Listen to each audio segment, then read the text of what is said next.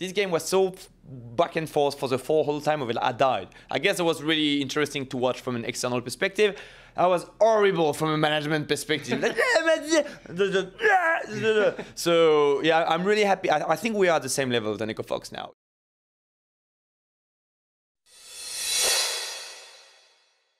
Hey y'all, my name is Parks. I'm with Romain.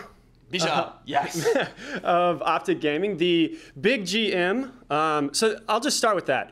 Last I talked to you, it was right around when you got this really cool promotion. How has it been since then? It's been a few weeks now. It's been really interesting. I have been flying on a weekly basis between Dallas, which is a headquarter 1 for Optic, and LA, which is our headquarter 2. So I live with the core family of Optic and as well with the League of Legends one. So I love it. It's really interesting. Two really different worlds. You have like more the business, long-term strategic development aspects of things in Dallas, and you have the day-to-day hype and tears and love from the competition. So League of Legends. So what is it that you're doing in Dallas then that you couldn't, like that you have to do there that you couldn't do here? We have around like 60 people working in Dallas on a lot of different projects. So it's way faster. First, because you're in the same time zone. It's only 2 hours difference between Dallas and LA, but those are treacherous. Like when you wake up in the morning, like they are 2 ahead of you or 2 hours behind, it's really annoying. So being physically there helps a lot. Not even discussing the fact my French accent works way better if I can see you. So at least I subtitles my words with my hands a lot, which helps the communication. And just to, yeah, the vibes are better, it's more efficient, and you can see all the projects. Like I think so Infinite, the mother company behind Optic, Infinite has teams in 16 games or 15 games right now. If you have an esport around the world, we probably have people, we're probably paying people playing it. And you have all the content you need to create behind the marketing, the logistic. We have other companies doing like specifically performance, for example, or media or stuff. So it's a lot of different projects, from local to more regional to international for some stuff, like from India to Mexico. We have a Gears of War team in Mexico, CSGO team in India. We're looking into Southeast Asia as well with some content creators and stuff like that. So esport is going all over the world, and we have to both focus locally in North America on a more global scale. Some games are stronger in different regions and stuff. So that's basically my week, which I think is fascinating right now. And yeah, on the weekend, the hard, rough League of Legends schedule, we've been performing amazing. So yeah, I'm really happy. Yeah, you have. And I think it's fascinating that you're doing all of these things and traveling back and forth.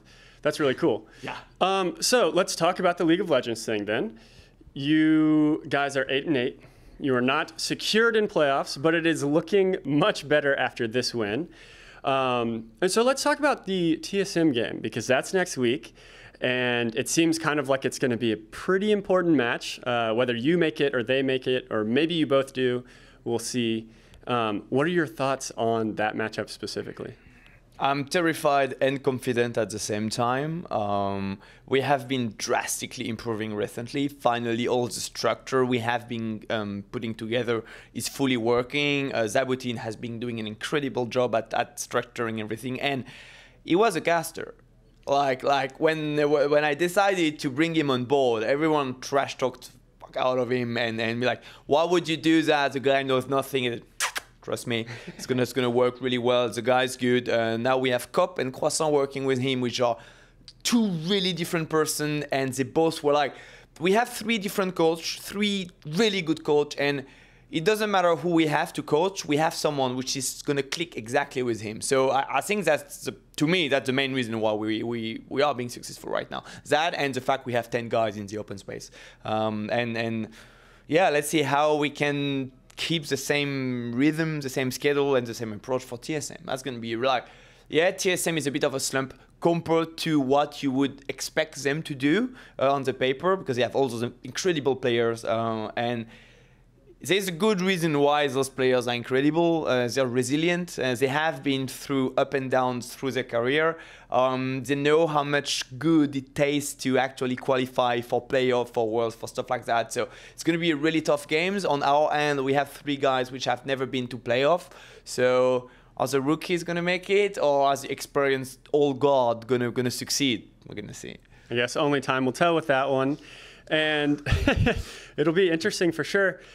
I'm curious about this game as well. There was kind of an interesting thought flowing around about, was this an upset for Optic or not?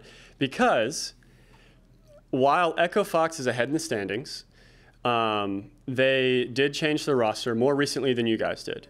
And since their roster change, they don't have as good of a record since kind of your last 7 games. You had that big 5-0, and then you've now been 1-2 since then. So is this actually an upset, or is this Optic is just actually a better team with a worse record? I think we are at the same level as Echo Fox. We just have 2 really different play style. I think we're a bit calmer and more strategy oriented, where Echo Fox is fire. Echo Fox is literally fire, and like one of the big reasons why we got destroyed by Liquid yesterday is like we decided to go for a really aggressive team and stuff like that, and then Liquid saw us and we're gonna wait and obliterate you, and they did. And because I guess we choked kind of like, and that's a problem when you play those really good teams. You have a mental pressure a lot, and those moves you could try during solo queue and scrims. If you're facing something you consider really good, you're not gonna find the guts to do it, because I could try it, but he's so good in front of me. He's gonna find a way to play around it, and you actually just choke yourself, and we got destroyed. And coming in the game today was more, we're going to literally play with fire. So there is no way we just wait there, because we're going to get burned. So we have to go for it. And as soon as the pick and ban was done, there was already chaos for both teams. Like, I was like, oh my God, I don't know if both of those drafts are genius or shit. So, and the game went that way as well. We're way and back, and they could have been the one winning. Like, literally, this game was so back and forth for the whole time of it. I died. I guess it was really interesting to watch from an external perspective. I was horrible from a management perspective. So yeah, I'm really happy. I think we are at the same level than Echo Fox now. If they're on a good day, like they have Uni, which is an incredible player. We have PoE, which is an incredible player. It's about team synergy. But overall, I believe right now, in the current standings, it's just team synergy. That's why I think Cloud9 is doing such a good job. Yeah, they are for sure, and we'll see what their new roster. That's interesting. That is It's not really a new roster, because they've been training together in the same mindset for so long. So from an external perspective, I can understand why everyone is freaking out. But if they have been doing things properly, and I believe they did, because they started this specific strategy like weeks ago, I'm quite sure they're gonna win. I mean, we don't know the result at the time we're speaking, but I wouldn't be surprised if they destroy them, because that's how they've been training. So genius or crazy? Genius. I told it day one, like that was a brilliant move to bench your star player. So I think that's the way you should be coaching a team. It's always the same. Like, you take those big risks, those big decisions, everyone's gonna trash talk you. But if you win at the end of the day, you're a genius. So, but if you never take those risks, you're just gonna do your job. You don't want to do your job. You want to flame it. You want to burn it. You know. Oh, so, okay, you do, and you do that. You are a perfect example of not just doing your job. When are we going to see, if you beat TSM, are we going to see some crazy shirtless Romain action? I can only do my job if we're on stage. So Unicorns of Love made it to playoff every goddamn year, and we went to final twice. So yeah, if we go to Auckland, obviously I'm going to be on stage. That's a no-brainer. How? I don't know yet. All right. Well, I'm rooting for Optic then. Yeah, good. Because I would like to see that another time. That's going to be fun.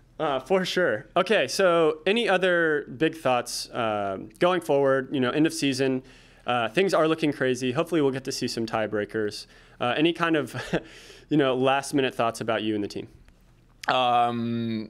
Tick tack. The time's ticking. The 7 incoming days are gonna be the difference between a successful team and a bad one is gonna come from coaching, management, and structure. I believe for the next 7 days. The way you're gonna be able to remotivate your players, the way you're gonna be able to make sure the energy is flowing the right way into your team. Is it 5, 6, 10 players? Is it 1, 2, 10 coaches around? It's gonna be really interesting. I think the top moment of franchise is happening right now, because whoever's going to go to World, we can't really forecast what's going to happen at World. So like right now is the last interesting battle for franchise. All right. Well, we will see what happens. And before we go, I got to talk to one of my biggest followers. He actually was responding to me about you guys. And so I said I was going to come talk to you. And he has a question for you. So I figured I would go ahead and ask you that. So let me pull up this tweet. Show me the magic. Let's see. All right, so his name is Jason. Hello, Jason. Calendar guy 523. I don't know why. Let me know in the comments. Why 523 actually? And why calendar guy? I don't know. All right, so I told him I was talking to you, and he said to ask how you feel about being part of Optic, this big green wall that's stretching across the world apparently, and then how you feel about NA franchising, and then also just about the team in general. You've kind of answered a lot of that, so thank you, Jason, helping me out. And he also says he believes in you.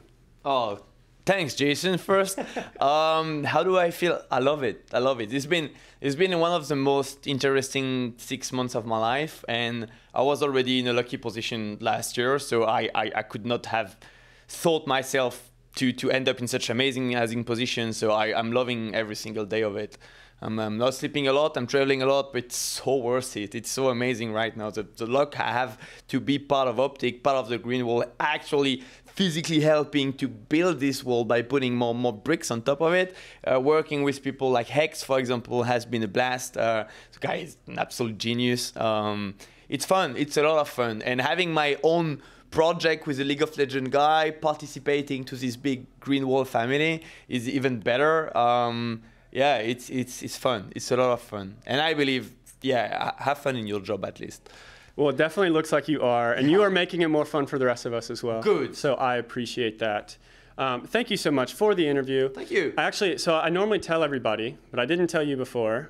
I'm doing rock, paper, scissors again. I don't think, we didn't play the first time, right? But you actually were the reason you sparked this. Yeah. So okay, thank you. I know the story. But it's just a best of one. And, but you see, and you know my strat, because you were there at the beginning. So I might have to change it up. But we're just going to do best of one. So the core theory is most of the European people start with the scissors. The most weapon of the three of them. But now that you know that, what are you going to pick? I don't know. However, I also have a story for you after this. So, okay, but anyway, now let's play. Do you know what you're picking? Yeah, I'm going to improvise something. All right, me too. How do we do that? Do you do it on shoot or on scissors? We usually 1, 2, and at 3 you pull it. All right, we'll do that. Let's go for it. All right. 1, 2, 3. Dang it.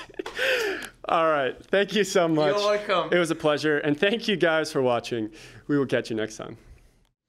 Hey guys. Thank you so much for watching that video. To see more fabulous hair. Oh gosh. Yeah, please like and subscribe. Comment as well. We'd love to have you. And watch some of these videos over here. Thank you so much. We really appreciate it. And I will see you next time. Bye.